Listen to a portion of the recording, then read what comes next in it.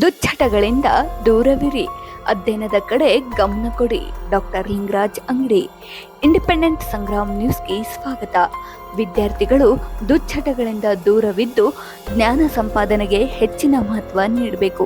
ಅರ್ಥಪೂರ್ಣ ಓದು ಹಾಗೂ ಸತತ ಅಧ್ಯಯನದಿಂದ ಮಾತ್ರ ಯಶಸ್ಸು ಸಾಧ್ಯ ಎಂದು ಧಾರವಾಡ ಜಿಲ್ಲಾ ಕನ್ನಡ ಸಾಹಿತ್ಯ ಪರಿಷತ್ತಿನ ಅಧ್ಯಕ್ಷರಾದ ಡಾಕ್ಟರ್ ಲಿಂಗರಾಜ್ ಅಂಗಡಿರವರು ಹೇಳಿದರು. ಅವರು ಧಾರವಾಡ ತಾಲೂಕು ಮತ್ತು ಜಿಲ್ಲಾ ಕನ್ನಡ ಸಾಹಿತ್ಯ ಪರಿಷತ್ತು ಹಾಗೂ ಕರ್ನಾಟಕ ಪ್ರೌಢಶಾಲೆ ಧಾರವಾಡ ಇವರ ಸಂಯುಕ್ತ ಆಶ್ರಯದಲ್ಲಿ ಆಯೋಜಿಸಿದ್ದ ರಾಮಚಂದ್ರ ತಿಲಕ್ವಾಡ್ ದತ್ತಿ, ಚೆನ್ನವ್ವ ಚೆನ್ನಪ್ಪ ಐರ್ಸಂಗ್ ದತ್ತಿ, ಡಾಕ್ಟರ್ ಮಲ್ಲಿಕಾರ್ಜುನ್ ಸಿಂದಗಿ ದತ್ತಿ ಹಾಗೂ ದ್ಯಾಮವ್ವ ಮಡಿವಾಳಪ್ಪ ಮೆಣಸಿನಕಾಯಿ ದತ್ತಿ ಅಂಗವಾಗಿ ಉಪನ್ಯಾಸ, ಪ್ರತಿಭಾ ಪುರಸ್ಕಾರ ಹಾಗೂ ಕವಿ ಡಾಕ್ಟರ್ ವಿ.ಸಿ. ಐರ್ಸಂಗ್ ವಿರಚಿತ ಕವನ ಗಾಯನ ಕಾರ್ಯಕ್ರಮವನ್ನು ಉದ್ಘಾಟಿಸಿ ಮಾತನಾಡಿದರು. ವಿದ್ಯಾರ್ಥಿಗಳು ಸತತ ಅಧ್ಯಯನದ ಕಡೆಗೆ ಹೆಚ್ಚಿನ ಗಮನ ಹರಿಸಬೇಕು. ಪರಿಶ್ರಮದಿಂದ ಪ್ರಗತಿ ಸಾಧ್ಯ. ಪ್ರತಿಯೊಬ್ಬರಲ್ಲಿಯೂ ಪ್ರತಿಭೆ ಇದ್ದು ಅದನ್ನ ಸಂದರ್ಭಾನುಸಾರವಾಗಿ ಪ್ರದರ್ಶಿಸುವ ಮೂಲಕ ಉತ್ತಮ ಸಾಧನೆ ಮಾಡಬೇಕು ಎಂದು ಅವರು ಸಲಹೆ ನೀಡಿದರು. ಉಪನ್ಯಾಸಕರಾದ ಉಮಾದೇವಿ ಬಾಗಲಕೋಟೆರವರು ವ್ಯಕ್ತಿತ್ವ ವಿಕಸನ ಹಾಗೂ ಅಧ್ಯಯನ ಕೌಶಲ ಕುರಿತು ಮಾತನಾಡಿ, ಓದಿದ್ದನ್ನ ಮನನ ಮಾಡಿಕೊಂಡು ಪರೀಕ್ಷೆಗೆ ಸನ್ನದ್ಧರಾಗಬೇಕು. ವಿದ್ಯಾರ್ಥಿಗಳು ಸಮಾಜದಲ್ಲಿ ಉತ್ತಮ ನಾಗರಿಕರಾಗಿ ಬಾಳಬೇಕು ಎಂದು ಹೇಳಿದರು. ಅತಿಥಿಗಳಾಗಿ ಆಗಮಿಸಿದ್ದ ಡಾಕ್ಟರ್ ಚಂದ್ರಶೇಖರ್ ರೊಟ್ಟಿಗವಾಡ್ ರವರು ಮಾತನಾಡಿ, ಉಪನ್ಯಾಸವನ್ನ ಸದುಪಯೋಗ ಪಡೆದುಕೊಂಡು ಹೆಚ್ಚಿನ ರೀತಿಯಲ್ಲಿ ಅಧ್ಯಯನ ಮಾಡಿ ಯಶಸ್ಸು ಗಳಿಸಬೇಕು ಎಂದು ವಿದ್ಯಾರ್ಥಿಗಳಿಗೆ ಕರೆ ನೀಡಿದರು. ಕಾರ್ಯಕ್ರಮದ ಅಧ್ಯಕ್ಷತೆ ವಹಿಸಿದ್ದ ಶಾಲಾ ಆಡಳಿತಾಧಿಕಾರಿ ಜಿ.ಆರ್. ಭಟ್ ರವರು ಮಾತನಾಡಿ, ವಿದ್ಯಾರ್ಥಿಗಳು ಅಪಾರ ಪ್ರತಿಭೆ ಇದೆ. ಯಾವುದೇ ಭಯವಿಲ್ಲದೆ ನಿಷ್ಠೆಯಿಂದ ಹಾಗೂ ಪ್ರಾಮಾಣಿಕವಾಗಿ ಸತತ ಅಧ್ಯಯನ ಮಾಡಿದರೆ ಯಶಸ್ಸು ಕಟ್ಟಿಟ್ಟ ಬುತ್ತಿ. ಇಂತಹ ಪ್ರೇರಣಾದಾಯಕ ಹಾಗೂ ಪ್ರೋತ್ಸಾಹದಾಯಕ ಕಾರ್ಯಕ್ರಮಗಳು ವಿದ್ಯಾರ್ಥಿಗಳ ಬದುಕನ್ನೇ ಬದಲಿಸುವಲ್ಲಿ ಸಹಾಯಕವಾಗುತ್ತವೆ ಎಂದು ಹೇಳಿದರು. ವೇದಿಕೆಯಲ್ಲಿ ಕೆಜಿ ದೇವರಮನಿ ಉಪಸ್ಥಿತರಿದ್ದರು. ದತ್ತಿದಾನಿಗಳಾದ ಡಾಕ್ಟರ್ ರತ್ನ ಐರ್ಸಂಗ್, ಎಸ್.ಎಂ. ಮೆಣಸಿನಕಾಯಿ ಹಾಗೂ ಲಕ್ಷ್ಮೀ ಚುರುಮುರಿ ಮಾತನಾಡಿದರು. Doctor VC. ಐರ್ಸಂಗ್ ವಿರಚಿತ ಕವನವನ್ನ ಪ್ರಮೀಳಾ ಜಕ್ಕನ್ನವರ್ ಹಾಡಿದರು. ಇದೇ ಸಂದರ್ಭದಲ್ಲಿ 2026ರ ಎಸ್ಎಸ್ಎಲ್ಸಿ ಪರೀಕ್ಷೆಯಲ್ಲಿ ಶಾಲೆಗೆ ಹೆಚ್ಚು ಅಂಕ ಗಳಿಸಿದ ವಿದ್ಯಾರ್ಥಿಗಳಾದ ಬಸಯ್ಯ ಮಡಪತಿ, ಕಾರ್ತಿಕ್ ಚುಂಜನಿ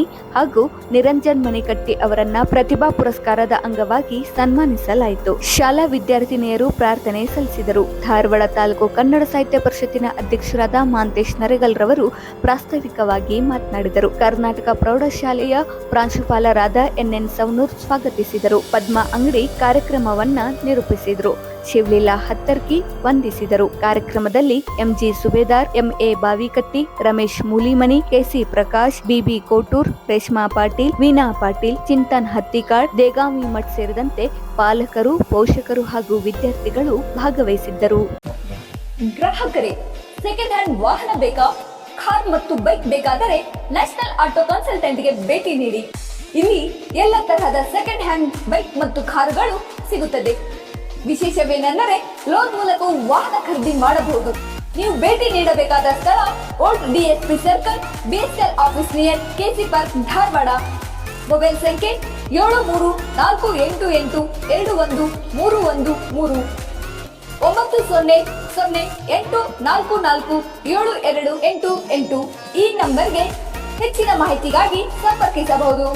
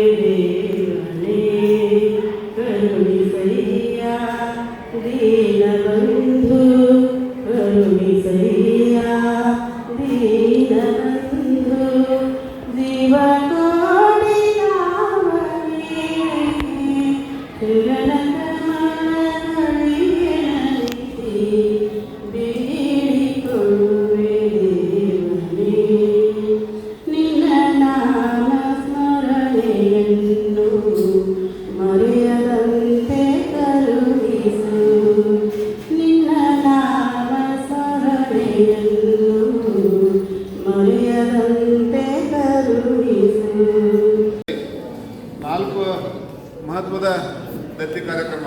ಅದರಲ್ಲಿ ದಿವಂಗತ ರಾಮಚಂದ್ರ ಚಿಲಕ್ವಾಡ್ ಸ್ಮರಣಾರ್ಥ ದತ್ತಿ, ಆಮೇಲೆ ಶ್ರೀಮತಿ ಚೆನ್ನವ್ವ ಚೆನ್ನಪ್ಪ ಐರ್ಸಂಗ್ ದತ್ತಿ, ದಿವಂಗತ ಡಾಕ್ಟರ್ ಮಲ್ಲಿಕಾರ್ಜುನ್ ಸಿಂದಗಿ ದತ್ತಿ, ಶ್ರೀಮತಿ ದ್ಯಾಮವ್ವ ಮಡಿವಾಳಪ್ಪ ಮೆಣಸಿನಕಾಯಿ ಸುಸ್ಮರಣ ದತ್ತಿಯ ಅಂಗವಾಗಿ ಇವತ್ತು ನಾವು ಉಪನ್ಯಾಸ ಕಾರ್ಯಕ್ರಮ ಹಾಗೂ ಪ್ರತಿಭಾ ಪುರಸ್ಕಾರ ಅಂದರೆ 2026ರಲ್ಲಿ ಏನೋ ಒಂದು ಇದು 25-26ನೇ ಸಾಲಿನಲ್ಲಿ ಒಂದು ಹೆಚ್ಚು ಅಂಕ ಪಡ್ಕೊಂಡು ಶಾಲೆಗೆ ಪ್ರಥಮ, ದ್ವಿತೀಯ ಮತ್ತು ತೃತೀಯ ಸ್ಥಾನ ಪಡ್ಕೊಂಡವರಿಗೆ ಒಂದು ಸನ್ಮಾನ ಕಾರ್ಯಕ್ರಮ, ಅದೇ ರೀತಿಯಾಗಿ ಹರಿಸಂಗ ಅವರ ಒಂದು ಕವನ ಗಾಯನ ಕಾರ್ಯಕ್ರಮ ಮತ್ತು ವಿಶೇಷವಾಗಿ ಒಂದು ಉಪನ್ಯಾಸ.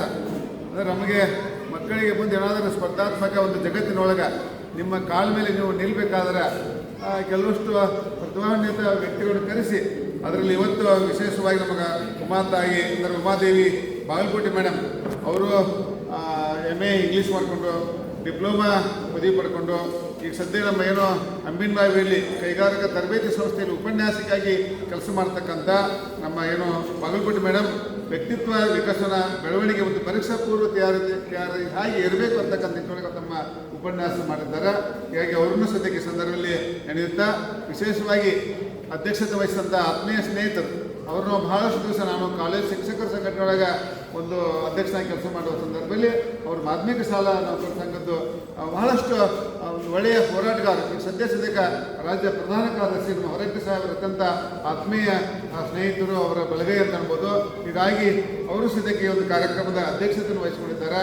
ಮತ್ತು ಈ ಒಂದು ಕಾರ್ಯಕ್ರಮದಲ್ಲಿ ಮುಖ್ಯ ಅತಿಥಿಗಳಾಗಿ ನಮ್ಮೇನು ಕರ್ನಾಟಕ ವಿಶ್ವವಿದ್ಯಾಲಯದ ಪ್ರಸಾರಾಂಗಣದ ನಿರ್ದೇಶಕರಾಗಿ ಕೆಲಸ ಮಾಡಿದಂಥ ಡಾಕ್ಟರ್ ಚಂದ್ರಶೇಖರ ರೊಟ್ಟಿಗೋಳ್ ಇದ್ದಾರೆ.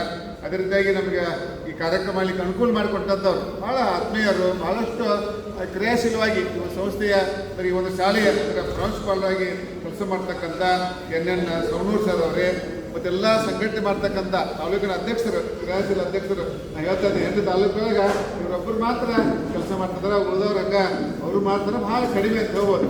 ಹೀಗಾಗಿ ಹೆಚ್ಚು ಕೆಲಸ ಮಾಡ್ತಕ್ಕಂಥ ನರೇಗಲ್ ಸರ್ ಮತ್ತು ಪ್ರಸಾದ ಕುಲಕರ್ಣಿ ಅವರಿಂದ ಒಂದೇನೋ ದೊಡ್ಡ ವ್ಯಕ್ತಿಗಳು ಕನಸಿಟ್ಟುಕೊಂಡು ಸ್ಥಾಪನೆ ಮಾಡಲ್ಲ, ಅವರ ಕನಸಿಗೆ ನನಸಾಗ್ತಿದ್ದು ನಾವು ಇನ್ನೂ ಸ್ವಲ್ಪ ಮಟ್ಟಿಗೆ ಮತ್ತಿಂಥ ಒಂದು ಅವಕಾಶ ಕೊಟ್ಟಿದ್ದಕ್ಕೆ ನಮಗೆ ವಿಶೇಷವಾಗಿ ಧನ್ಯವಾದ ಹೇಳ್ತಾ ಇರ್ತಾರೆ.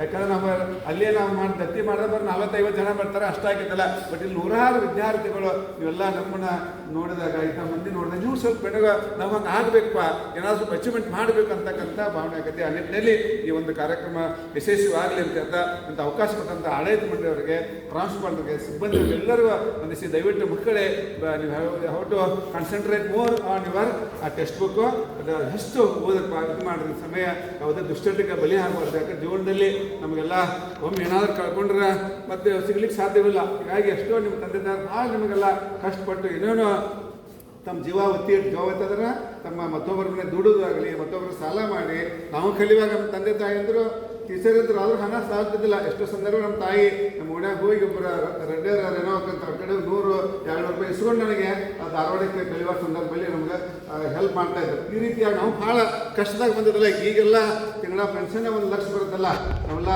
ಪ್ರಿನ್ಸಿಪಾಲ್ ಇದ್ದಾಗ 2-3 ಲಕ್ಷ ಪಗಾರ ತೊಗೊಂಡಿದ್ರು. ಸ್ಟಾರ್ಟಿಂಗ್ ಏನೂ ಇದ್ದಿಲ್ಲ, ಯಾವಾಗ ಒಂದು ಕಷ್ಟಪಟ್ಟು ಏನೋ ಮುಂದೆ ಬಂದಾಗ ಆಗತ್ತೆ. ಆ ನಿಟ್ಟಿನೊಳಗೆ ದಯವಿಟ್ಟು ಮತ್ತೊಬ್ಬರು ಕೈ ಒಟ್ಟದೆ ನಿಮ್ಮ ಕಾಲ ಮೇಲೆ ನಿಲ್ಬೇಕಾದ್ರೆ ನೀವು ನಿಮ್ಮ ಕಾಲ ಮೇಲೆ ನಿಂತೀರಿ. ನಿಲ್ಲೋದ್ರಪ್ಪ ಯುವರ್ ಬ್ರೈಟ್ ಯುವರ್ ಸೆಲ್ಫ್, ನಿಮ್ಮ ಆಹಾರ ನೀವೇ ಸಂಪಾದನೆ ಮಾಡ್ತಾರೆ.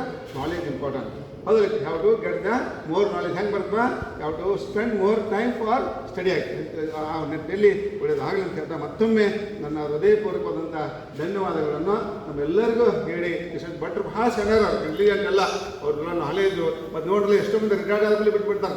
ರಿಟೈರ್ಡ್ ಆದ್ರೆ ಸದ್ಯಕ್ಕೆ ಆಡಳಿತ ಮಂಡಳಿ ಅವ್ರನ್ನ ಒಂದು ಏನು ಮಾಡಿರಲಿ ಇದು ಶಾಲಾ ಆಡಳಿತಾಧಿಕಾರಿ ನೇಮಕ ಮಾಡ್ಕೊಂಡು. ಯಾಕೆ ಮಾಡ್ಕೊತಾರೆ, ಅವ್ರಿಗೆ ಏನೋ ಒಂದು ಶಕ್ತಿ ಇದೆ, ಏನಾದರೂ ಒಂದು ಸಂಸ್ಥೆಗೆ ಲಾಭ ಬೇಕಾದ್ರೆ ಮಾಡ್ತಾರೆ. ಇಲ್ಲದೇ ಇದ್ರೆ ಯಾರು ಮಾಡೋಕ್ಕೆ ಸಾಧ್ಯವಿಲ್ಲ. ಅಂತ ಒಬ್ಬ ವ್ಯಕ್ತಿಯ ಒಂದು ಆಡಳಿತದ ಅಧಿಕಾರಿಗಳು ಈ ಸಂಸ್ಥೆ ಇನ್ನೂ ಹೆಚ್ಚು ಎತ್ತರ ಬೆಳೆಯುತ್ತೆ. ನನ್ನ ಕನಸು ಏನಪ್ಪ ಅಂದ್ರೆ 10ರಲ್ಲಿ 1 ಆದರೂ ರ್ಯಾಂಕ್ ಬರಬೇಕು. ನೆಕ್ಸ್ಟ್ ಇಯರ್ ನನ್ನ ನಮ್ಮ ಅವಧಿ ಮುಗಿತದ್ದು. ಅವಧಿ ಮುಗಿದ್ರೆ ಸದ್ಯಕ್ಕೆ ವೈಯಕ್ತಿಕವಾಗಿ ನಾನು ನಿಮಗೆ ಬಂದು 5,000 ಕೊಟ್ಟು ಹೋಗಲ್ಲ. ನವೆಂಬರ್ 23ಕ್ಕೆ ಮದುವೆ ಮಾಡ್ತೀವಿ.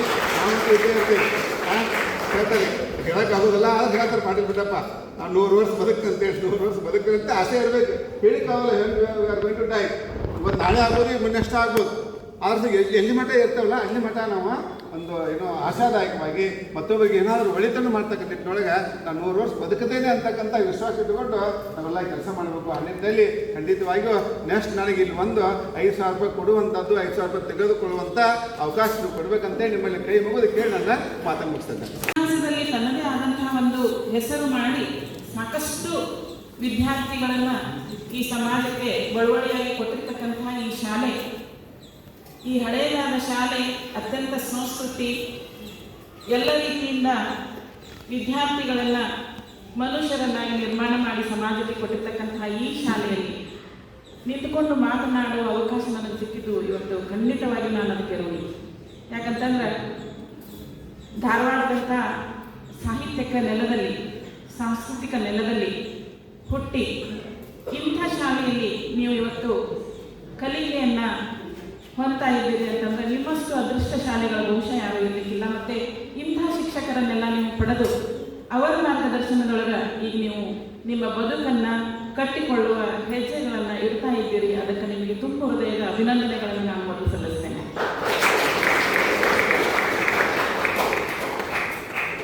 ಇಲ್ಲಿ ವೇದಿಕೆ ಮೇಲೆ ಅದು ಕೂಡ ಯಶಸ್ಸನ್ನ ಮತ್ತು ಪರೀಕ್ಷಾ ಸಿದ್ಧತೆ ಮಾಡುವುದು ಹೆಂಗೆ ಅಂದ್ಕೊಂಡ ಒಂದಿಷ್ಟು ವಿಷಯಗಳನ್ನು ಇಲ್ಲಿ ಹೇಳಲಿಕ್ಕೆ ನನಗೆ ನಿರ್ದೇಶನ ಮಾಡಲಾಗಿದೆ.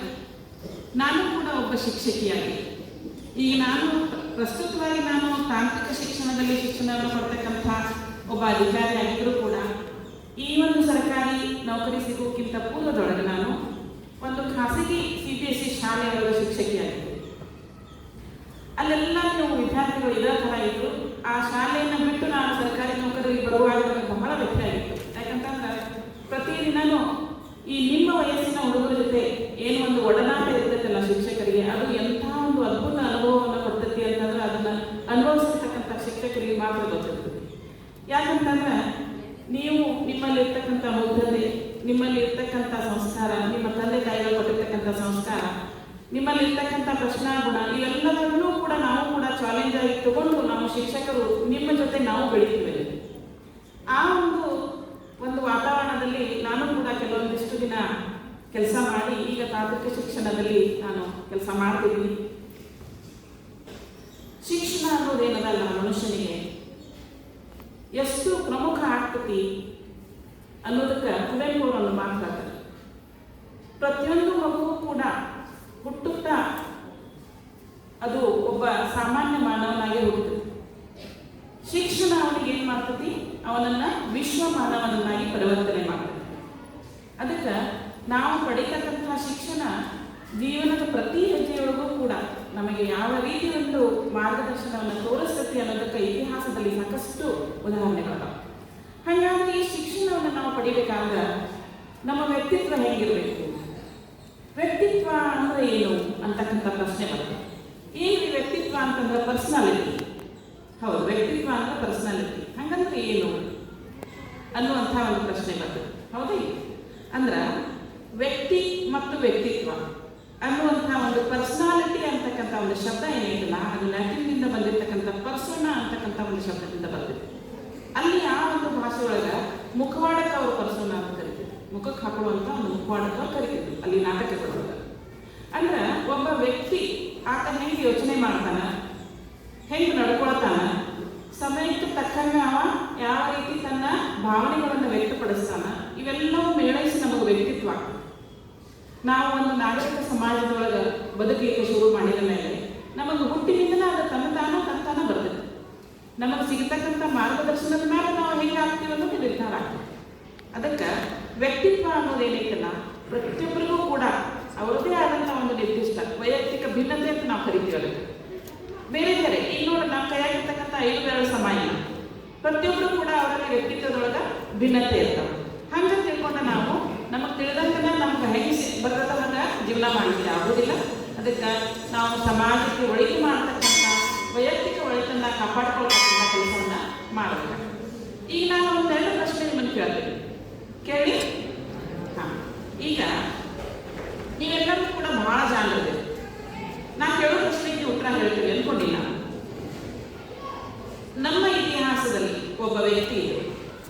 ಅವರು ವಿದೇಶದೊಳಗೆ ವಕೀಲಿ ವೃತ್ತಿಯನ್ನು ಮಾಡಿ ಬಹಳ ಅಗರ್ಭವಾದಂಥ ಶ್ರೀಮಂತ ಮನೆತನದೊಳಗೆ ಹುಟ್ಟಿ ವಕೀಲಿ ವೃತ್ತಿ ಮಾಡಿ ಭಾರತಕ್ಕೆ ಬಂದು ತಮ್ಮ ವಕೀಲಿ ವೃತ್ತಿಯನ್ನು ಮುಂದುವರಿಸಲಿಕ್ಕೆ ಎಷ್ಟೇ ಅವಕಾಶ ಇದ್ದರೂ ಕೂಡ ಈ ದೇಶಕ್ಕಾಗಿ ನಾನು ಏನಾದರೂ ಮಾಡಬೇಕು, ಈ ಬ್ರಿಟಿಷರ ಕೈಯಿಂದ ಇದನ್ನು ಮುಕ್ತಗೊಳಿಸಬೇಕು ಅಂತ ತಿಳ್ಕೊಂಡು ತಮ್ಮ ಇಡೀ ಪೋಷಾಕನ್ನು ಚೇಂಜ್ ಮಾಡಿಕೊಂಡು ಒಂದು ಪಂಜಿ ಉಟ್ಕೊಂಡು ಒಂದು ಕೈಯಾಗ ಬಡಿಗೆ ಇಟ್ಕೊಂಡು ಹೋರಾಟ ಶುರು ಮಾಡಿದ್ರಲ್ಲ ಅವ್ರು ಯಾರು?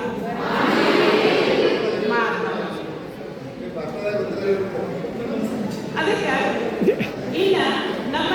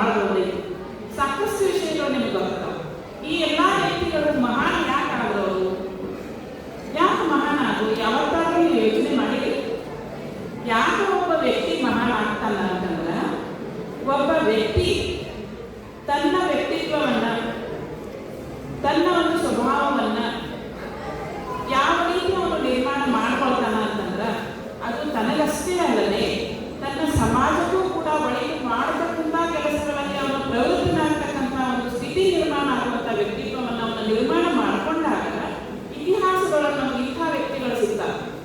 ನೋಡ್ರಿ, ಮಹಾತ್ಮ ಗಾಂಧೀಜಿಯವರಾಗಿರ್ಬೋದು, ಲಾಲ್ ಬಹದ್ದೂರ್ ಶಾಸ್ತ್ರೀಜಿಯವರಾಗಿರ್ಬೋದು, ವಲ್ಲಭಾಯಿ ಪಟೇಲ್ ಆಗಿರ್ಬೋದು, ಸಾಕಷ್ಟು ಇತಿಹಾಸದ ಪುಟಗಳಲ್ಲಿ ನಾವು ನೋಡ್ತೀವಿ. ನಮ್ಮನ್ನು ದಾಸತ್ವದಿಂದ ಮುಕ್ತಗೊಳಿಸಿರ್ತಕ್ಕಂಥ ವ್ಯಕ್ತಿತ್ವಗಳೆಲ್ಲ ಸುಂದರವಾಗಿ ಆರಂಭಗೊಂಡಿದೆ. ವೇದಿಕೆ ಮೇಲಿರ್ತಕ್ಕಂಥ ಎಲ್ಲ ಗಣ್ಯರೇ, ಎದುರಲ್ಲಿ ಕುಳಿತುಕೊಂಡಿರ್ತಕ್ಕಂತಹ ಗುರುವಲ್ಲದೆ ಆತ್ಮೀಯ ವಿದ್ಯಾರ್ಥಿನಿಯರು, ಈಗ ನಾನು ಹೆಚ್ಚು ಮಾತಾಡುವುದಿಲ್ಲ. ಉಮಾದೇವಿ ಬಾಗಲಕೋಟೆ ಅವರೆಲ್ಲ ಸವಿಸ್ತಾರವಾಗಿ ವಿದ್ಯಾರ್ಥಿ ಜೀವನದ ಏನೇನು ಘಟ್ಟಗಳದವರ ಕಾಲಘಟ್ಟಗಳನ್ನು ಎಲ್ಲವನ್ನೂ ಹೇಳಿದ್ದಾರೆ. ವಿದ್ಯಾರ್ಥಿ ಯಾಕೆ ಓದಬೇಕು, ಯಾವ ರೀತಿಯಾಗಿ ಇಚ್ಛಾಶಕ್ತಿ ಇರಬೇಕು, ಪ್ರಾಮಾಣಿಕತೆ ಇರಬೇಕು, ಶ್ರದ್ಧೆ ಇರಬೇಕು, ಶಿಸ್ತು ಇರಬೇಕು, ಎಲ್ಲವನ್ನೂ ಹೇಳಿದ್ದಾರೆ. ಕೌಶಲದ ಕುರಿತಾಗಿ ಹೇಳಿದರು ಅವರು. Love and skill work together expect miracle ಅನ್ನು ಮಾತ್ರ ಹೇಳ್ತಾರೆ. ಪ್ರೀತಿ ಮತ್ತು ಕೌಶಲ ಸೇರಿದರೆ ಅದ್ಭುತವಾಗಿರುವಂಥದ್ದನ್ನು ಸೃಷ್ಟಿ ಮಾಡಬಹುದು ಅಂತ ಹೇಳಿ. ಅದಕ್ಕಾಗಿ ನೀವು ಕೂಡ ಓದುವುದನ್ನು ಕೂಡ ಒಂದು ಕಲೆನೇ ಅದು. ಸುಮ್ಮನೆ ಪುಸ್ತಕದ ಬಂದರೆ ಓದ್ತಾ ಹೋಗುವಂಥದ್ದಲ್ಲ. ಅವ್ರು ಹೇಳಿದ್ರು ಒಂದು ಚಾರ್ಟ್ ಹಾಕ್ಕೊಡ್ರಿ, ಅದನ್ನು ಮಾಡೋದು ಅಂತ ಹೇಳಿ. ಅದಕ್ಕೆ ಓದ್ಕೊಳ್ಳೋದು ಕೂಡ ಒಂದು ಒಳ್ಳೆಯ ಕೆಲಸ, ನೀಟಾಗಿರ್ಬೇಕಲ್ಲ. ಯಾವ ರೀತಿ ಓದಬೇಕು, ಯಾವಾಗ ಓದಬೇಕು ಅನ್ನುವಂಥದ್ದು. ಆಮೇಲೆ ನೀವು ಸ್ನೇಹಿತರ ಸಂಘವೂ ಕೂಡ ಮುಖ್ಯವಾಗಿರುವಂಥದ್ದು. ಸಜ್ಜನರ ಸಂಘವದು ಹೆಜ್ಜೆಯನ್ನು ಸುರಿದಂತೆ, ದುರ್ಜನರ ಸಂಘವದು ಬಚ್ಚಲನೆ ನಿಂತು ಸರ್ವಜ್ಞ. ಅದಕ್ಕಾಗಿ ವಿದ್ಯಾರ್ಥಿಗಳಾಗಿರ್ತಕ್ಕಂಥವರು ನಿಮ್ಮ ಮನೋಭಾವನೆಗೆ ಹೊಂದಿರತಕ್ಕಂತಹ, ಓದತಕ್ಕಂಥ ಮನೋಭಾವನೆ ಇರ್ತಕ್ಕಂಥವರಿಗೆ ಸ್ಫೂರ್ತಿ ಕೊಡುವಂಥವ್ರ ಜೊತೆ ಮಾತ್ರ ಸ್ನೇಹ ಮಾಡಿ. ಎಲ್ಲ ಕಟ್ಟಿರ್ತಾರೆ ಅನ್ನೋ ಮಾತನ್ನು ಹೇಳೋದಿಲ್ಲ.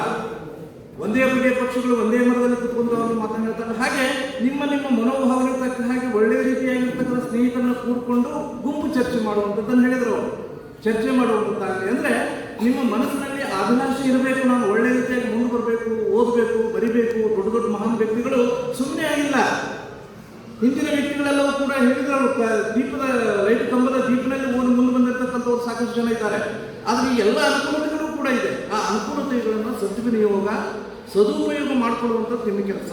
ಯಾಕಂದರೆ ಈ ಕಾರ್ಯಕ್ರಮ ಆಯೋಜನೆಗೊಂಡಿರೋದೇ ನಿಮಗೋಸ್ಕರವಾಗಿ.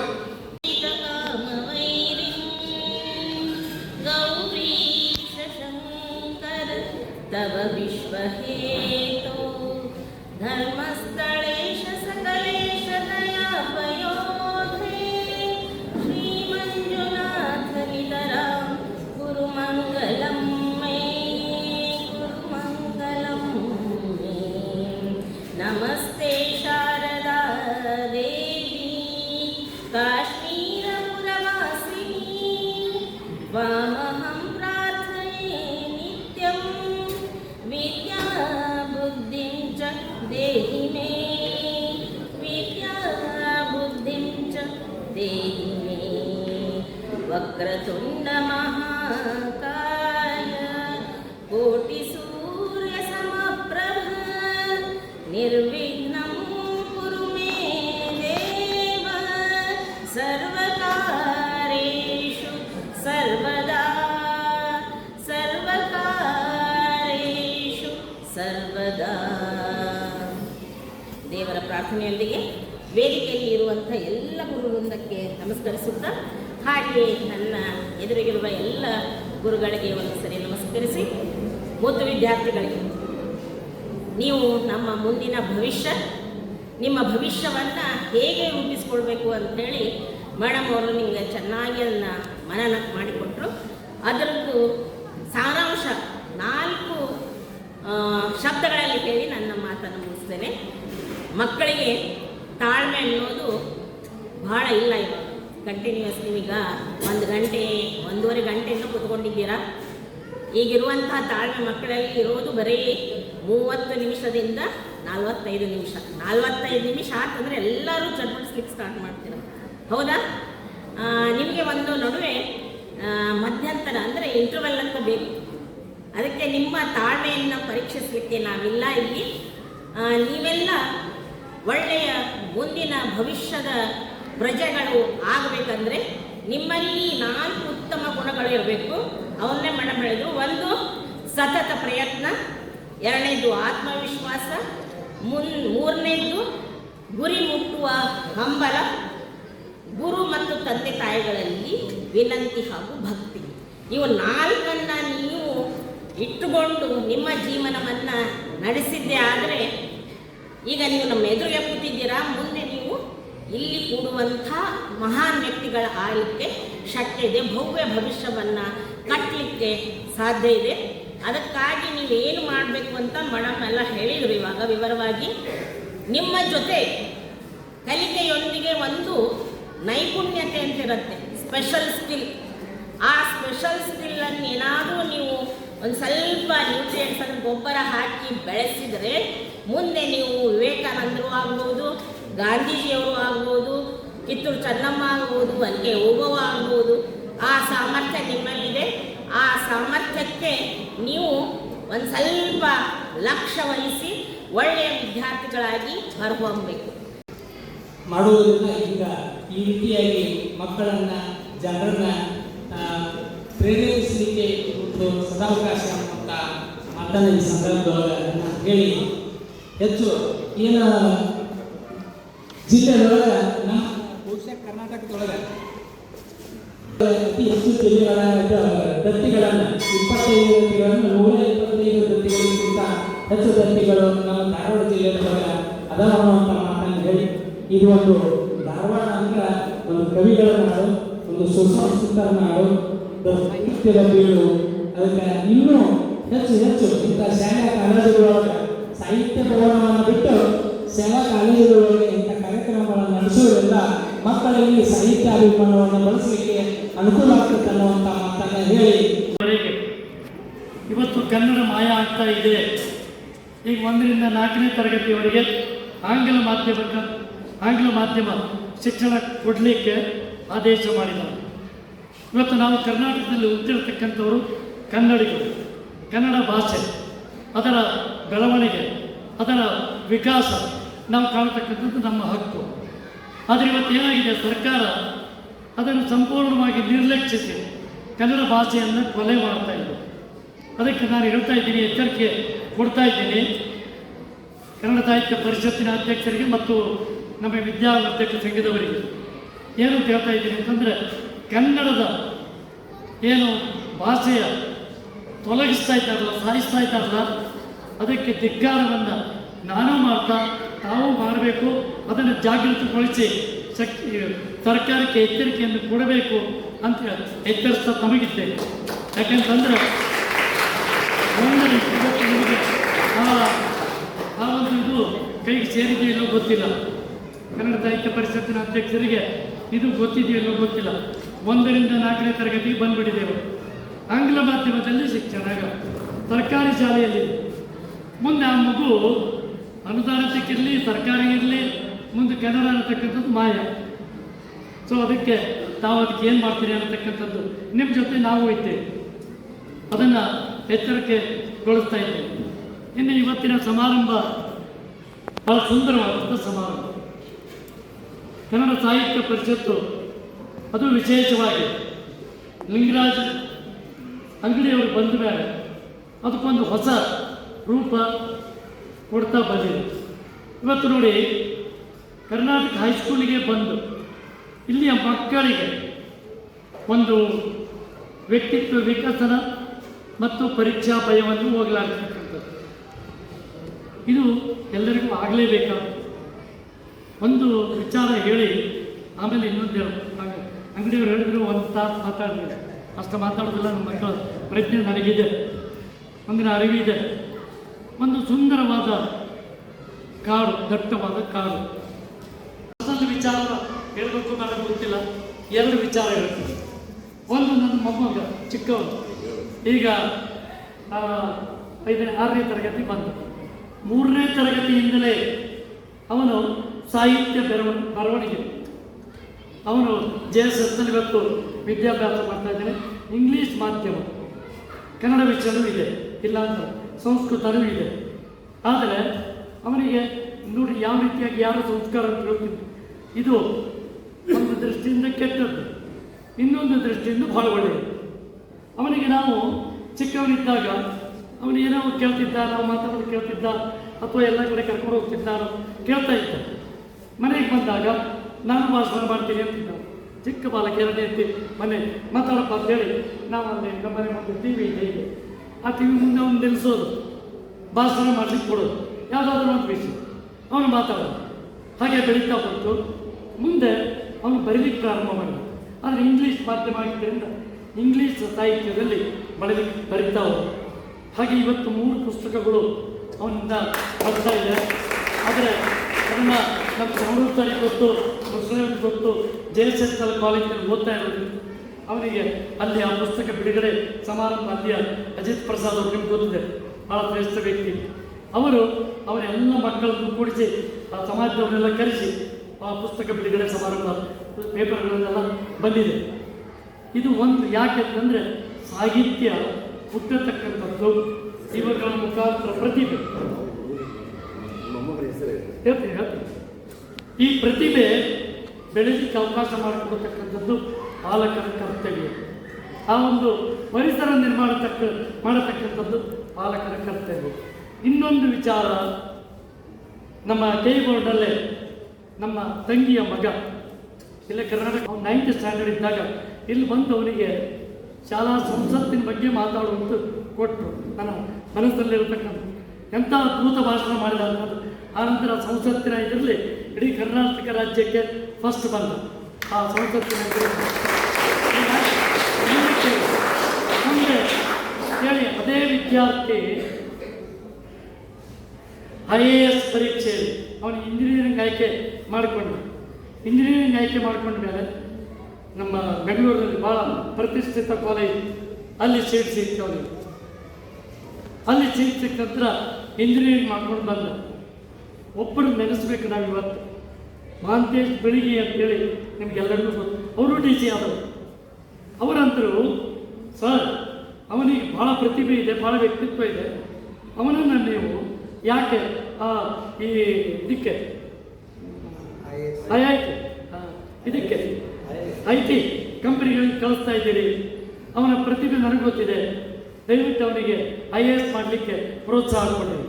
ಅವನ ತಂದೆ, ಅವನ ತಾಯಿ ಕೂಡ ಶಿಕ್ಷಕಿ ಬೋರ್ಡ್ ಅವರು ನಾವೆಲ್ಲ ಕೂಡ ಚರ್ಚೆ ಮಾಡಿದ್ವಿ. ಅವನಿಗೆ IAS ಇದಕ್ಕೆ ಕಳಿಸಿದ್ವಿ.